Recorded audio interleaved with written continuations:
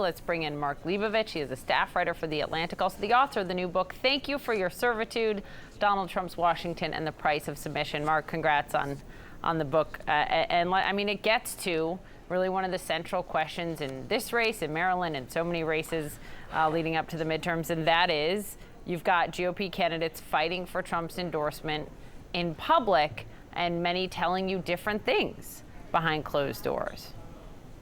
Yeah, I mean, that's a central dynamic that any reporter in Washington has experienced, many, many times over in the last few years, which is, the contempt between what people in the Republican Party who don't have much use for Trump will say about him in private versus what they will say in public about him, which is just like unbridled adulation, is huge. And look, I mean, public officials are always going to talk differently to different audiences, but I've just never seen it as extreme as now. And I assume you guys are in the same boat. I mean, it happens all the time.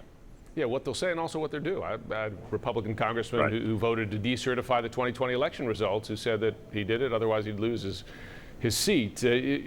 You quote a conversation with a former Republican congressman who said, interesting plan here, the party's only real plan for dealing with Trump in 2024 involved a darkly divine intervention. We're just waiting for him to die.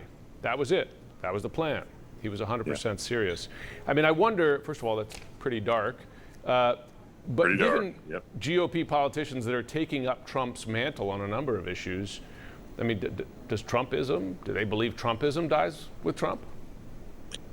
I don't think so. I mean, if you look at sort of the seed corn he's planted across the country, I mean, there are a lot of junior Trumps out there now. I mean, and we just talked about this. I mean, they're on ballots all over the country. They're winning nominations all over the country. A lot of them are being endorsed explicitly by Trump. So, I mean, he has definitely introduced a mindset into the Republican Party that is not easy to work with if you're a conventional Republican, if you're a Democrat, and the whole ethic there is just whatever we do is going to prevail. So I think in some ways, I think what we're describing here is in some ways it's authoritarianism. I mean, I think a lot of these Republicans who just are, a lot of them are new, a lot of them are just sort of rank and file, just they're going along because they don't know any other way, and they're being intimidated into sort of being obedient, and that becomes the prevailing way to get sort of everyone in line. It's not persuasion, it's not debate, it's not politics, it's not what we're used to in our democratic system. So one of the things I did in this book was talk to as many of these people as possible and just sort of talk about how this submission happens. And again, anyone who's been in Washington knows that this is just the dominant story in Washington over the last several years, more so, I think, than Trump himself.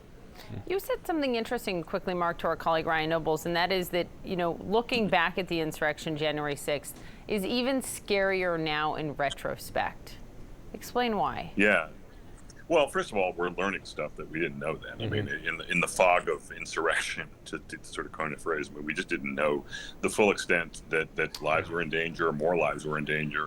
The White House was apparently quite involved in it. So that's scary. But also, what's even more scary is if you look at what's gone on in the last year and a half, the fact that Trump has survived it, the fact that Trump is as strong inside the Republican Party, it seems, as he was, even after the election, when you would think that a lot of Republicans would have an easy off-ramp to him.